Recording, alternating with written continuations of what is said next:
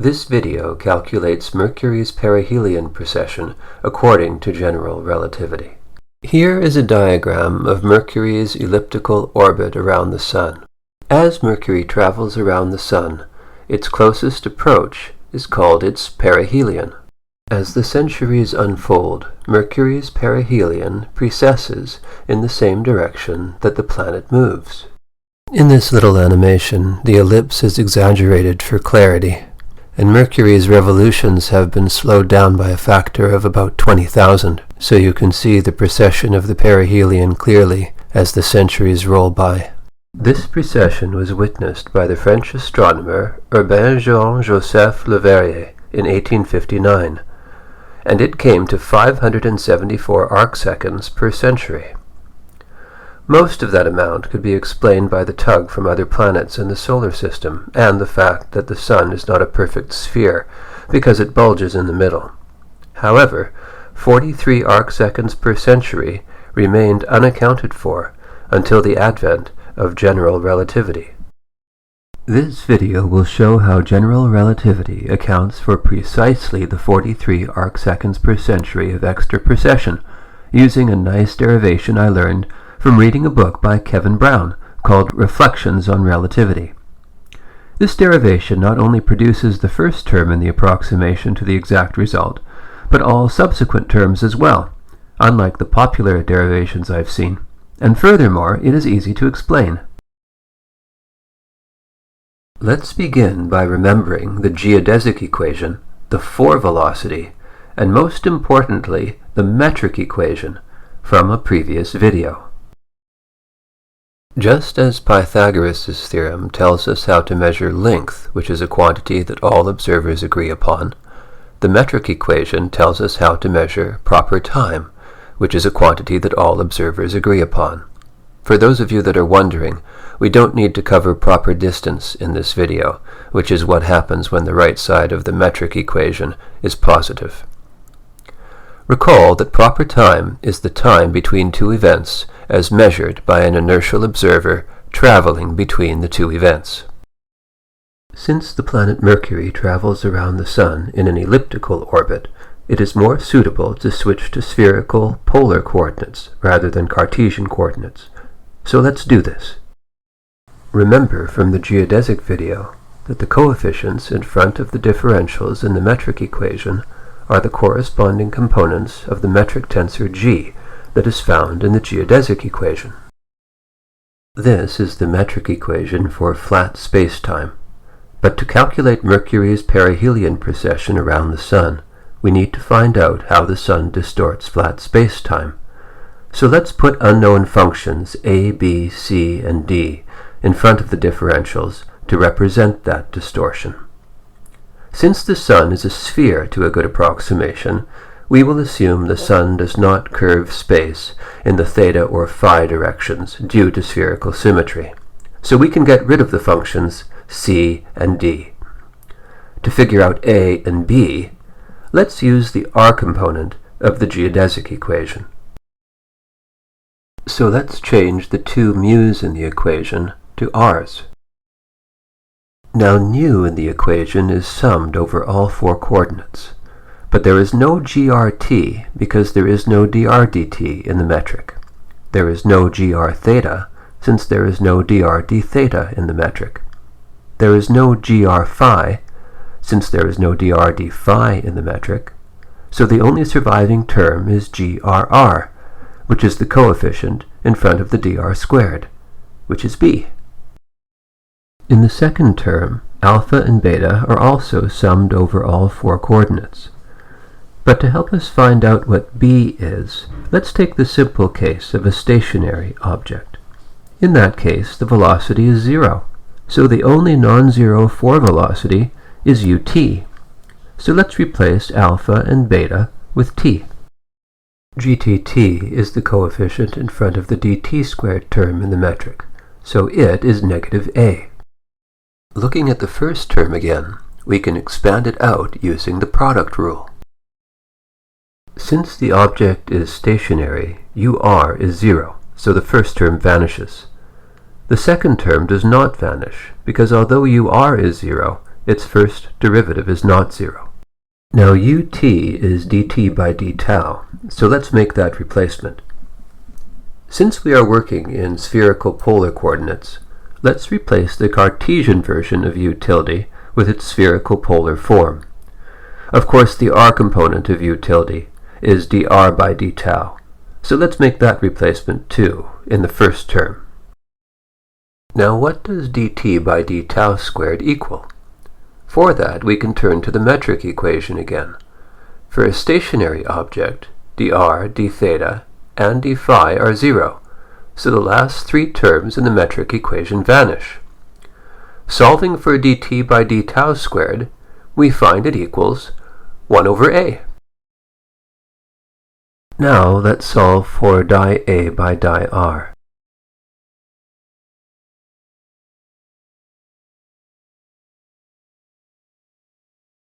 Without the heavy machinery of Einstein's field equations, which will be the subject of a future video, we need to make a few guesses to figure out a and b.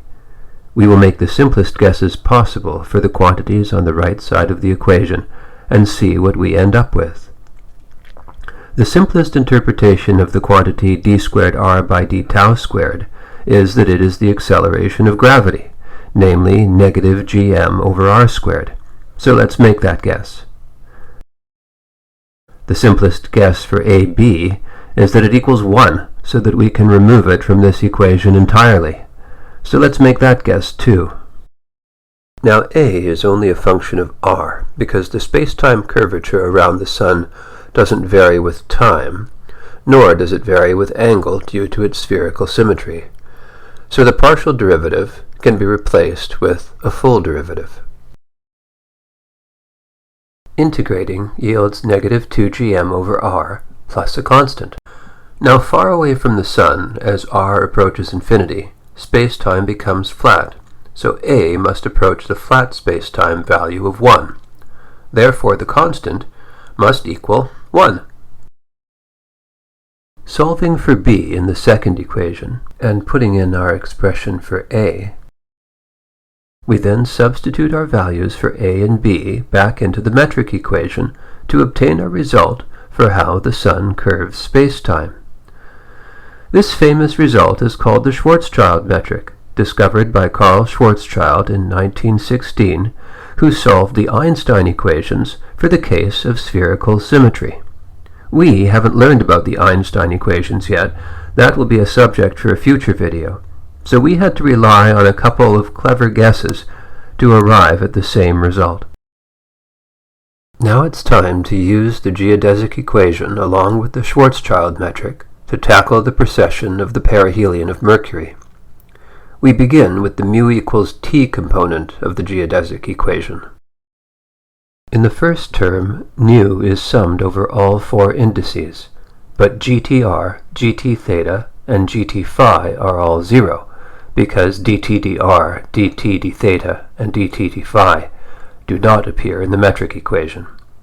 Only gtt survives, and it is the coefficient in front of the dt squared.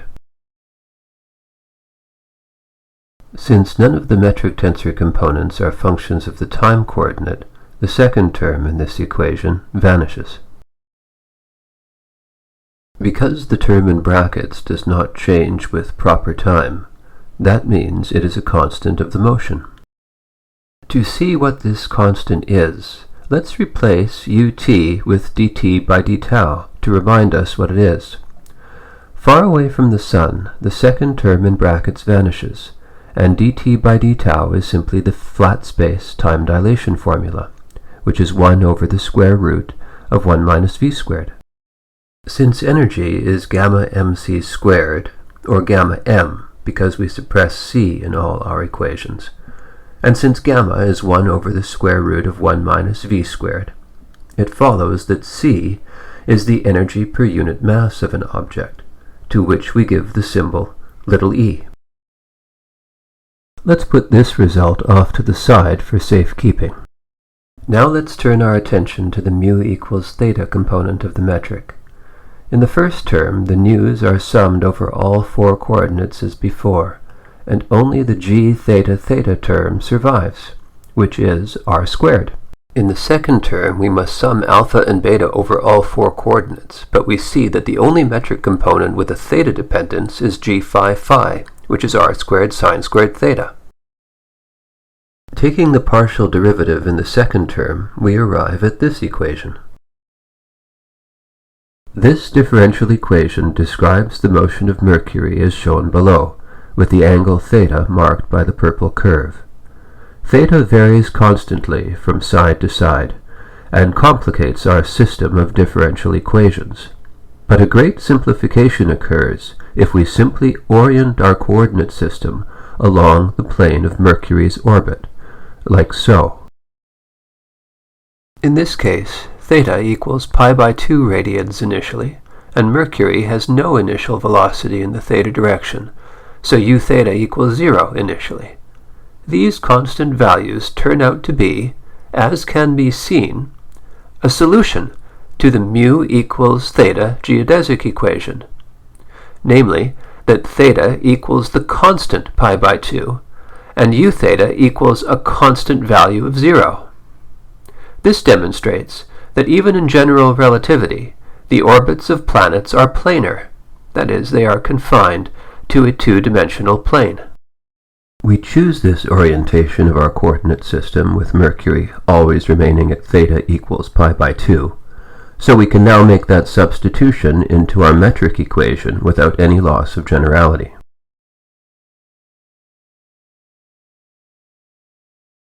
Now we're ready for the mu equals phi component of the geodesic equation. As before, although nu is summed over all four coordinates, only g phi phi survives, which is the coefficient in front of the d phi squared in the metric equation.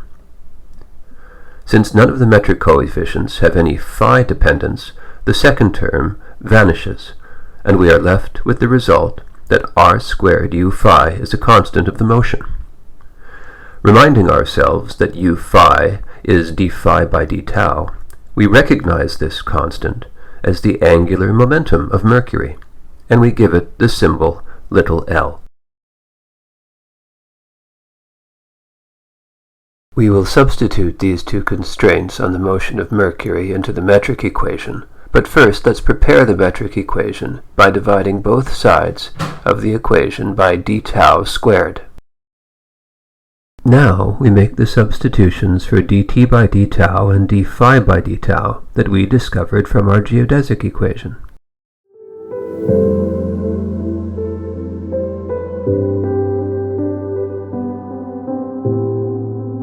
Now let's clean up the equation a little. Our next step in solving this differential equation is to multiply each side by 1 minus 2gm over r.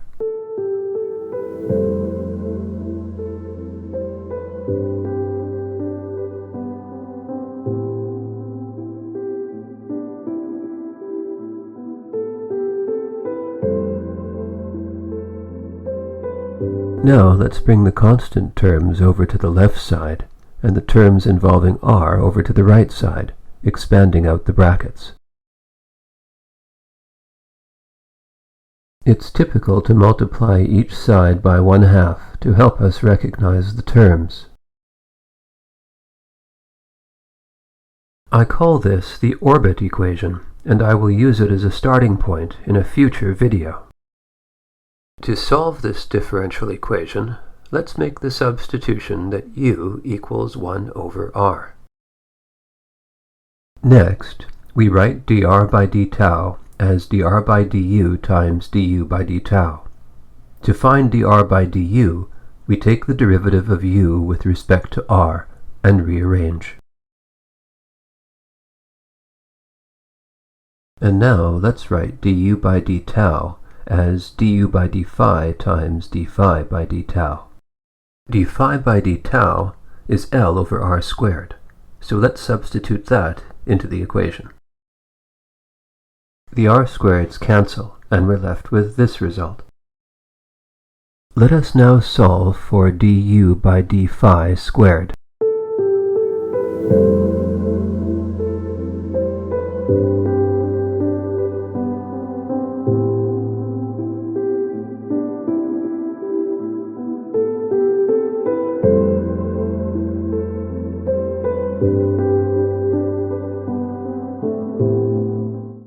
Now let's reorder from highest power of u to lowest and factor out the leading coefficient 2gm.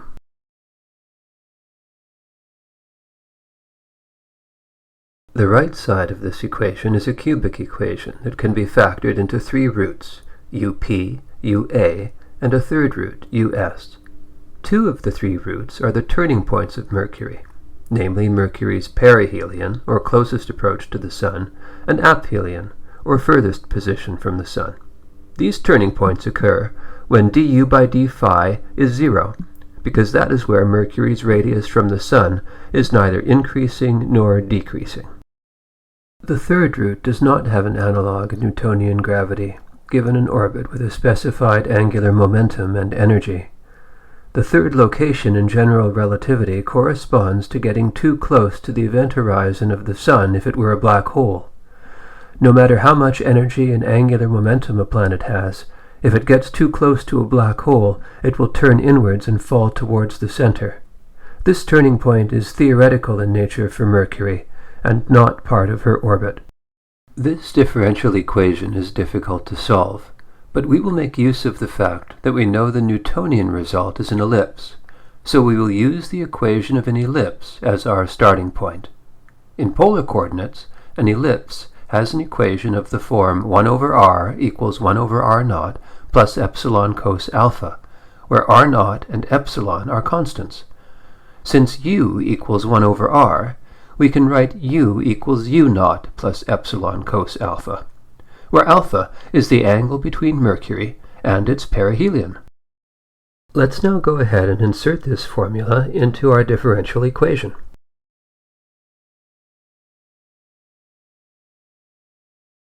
Now up, which stands for the perihelion, or closest approach to the Sun, equals u naught plus epsilon, because this is the maximum value of u, therefore the minimum value of r.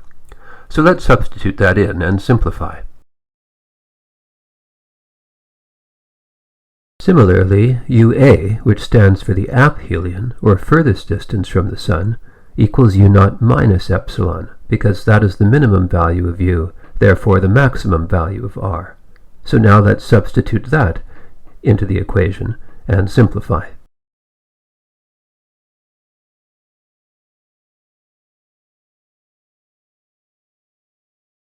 Now at this point you may be wondering, what is the difference between alpha, which is the angle between Mercury and its perihelion, and phi, which is Mercury's angular coordinate?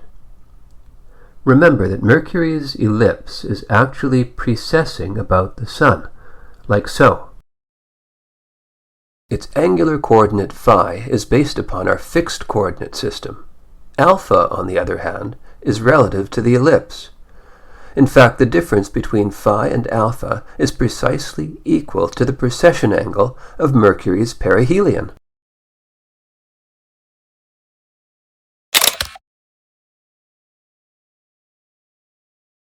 Okay, now let's write du by d phi as du by d alpha times d alpha by d phi. Du by d alpha is an easy derivative to perform, and we substitute the result back into the equation. The last preparation we must make before solving this equation is to write us in terms of known constants and observable parameters of Mercury's orbit. If we bring back the equation before the u's were substituted out, we can expand out the brackets and compare coefficients. Since we just need to find us in terms of the observables up and ua, we only need the u squared coefficient comparison. We write us in terms of up and ua and substitute it into the equation. Now up and ua can be written in terms of u naught by adding these two equations together. So let's do that and substitute. Alright, now let's group the u naughts together in the last brackets and factor an e out of each of the first two brackets. Now cos alpha minus 1 times cos alpha plus 1 equals cos squared alpha minus 1, which is just negative sine squared alpha.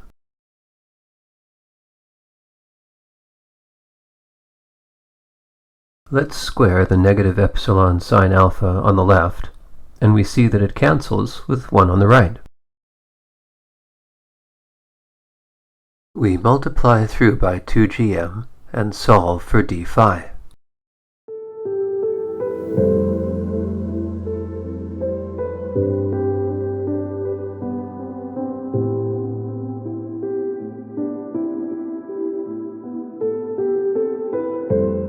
The quantity on the right is not integrable analytically, but we will expand it in a Taylor series and integrate it term by term.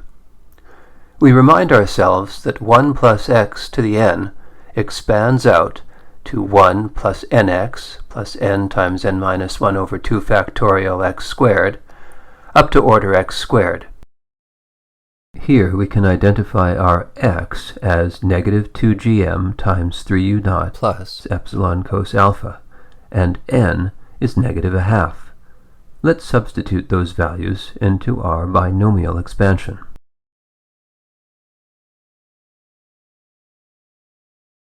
Let's now substitute this into our differential equation.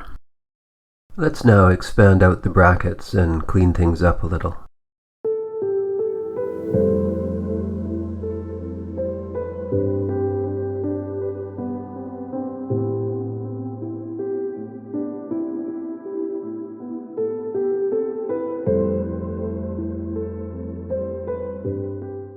Now let's integrate. We will integrate the right side term by term.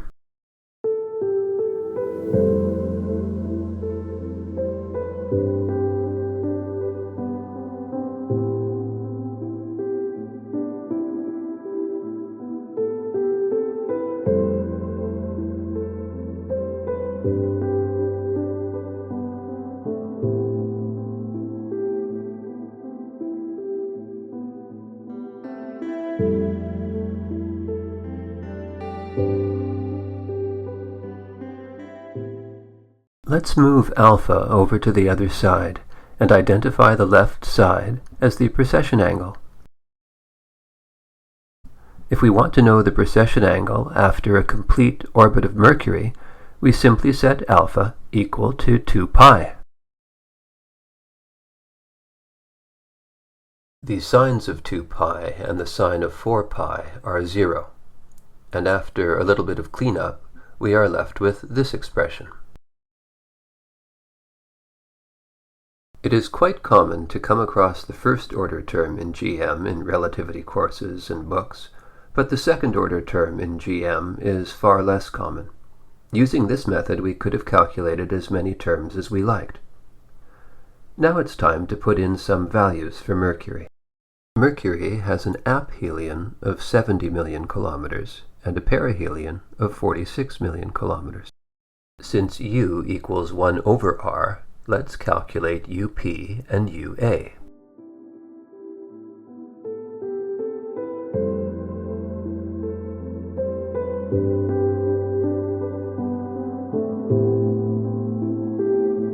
Now let's find out what U naught is in terms of these quantities, since it appears in our expression for the precession angle. We see that UP plus UA equals 2U naught, so U naught equals 1/2 UP plus UA. Plugging in the numbers, we get a value for U naught of 1.8 times 10 to the negative 11 inverse meters. In order to find epsilon, which is related to Mercury's eccentricity, we subtract these two equations rather than add. We see that UP minus UA is equal to epsilon minus negative epsilon. Now let's solve for epsilon.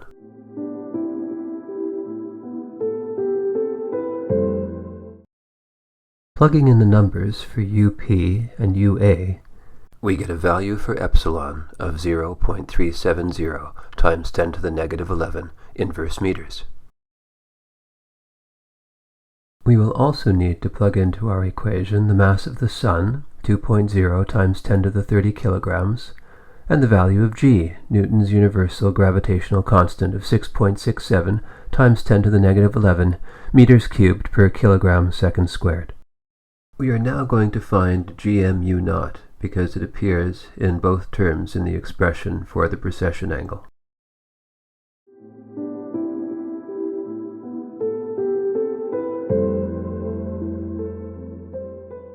Some cancelling of units occur, but we are still left with the units meters squared per second squared. Remember that in general relativity we omit writing the speed of light in our equations, but when we want to calculate real quantities such as this, we must put the speed of light back into our equations. The meters squared per second squared units signals us that we must divide by the speed of light squared to obtain the precession angle. So let's do this.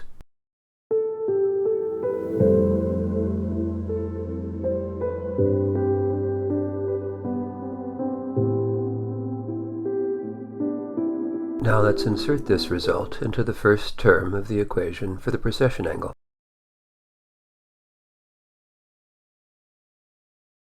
We see that the first term yields an orbital precession of 5.03 times 10 to the negative 7 radians per orbit.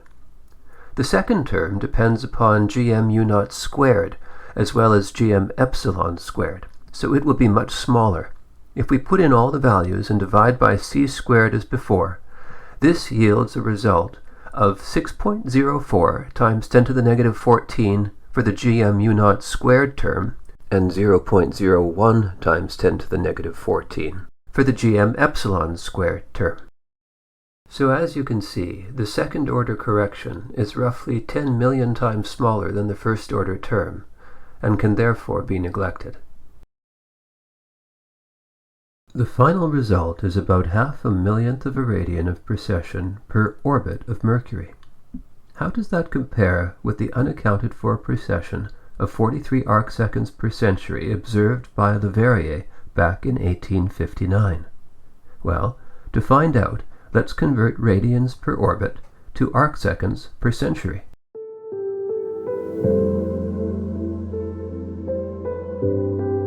Note that Mercury's orbit is 88 days long.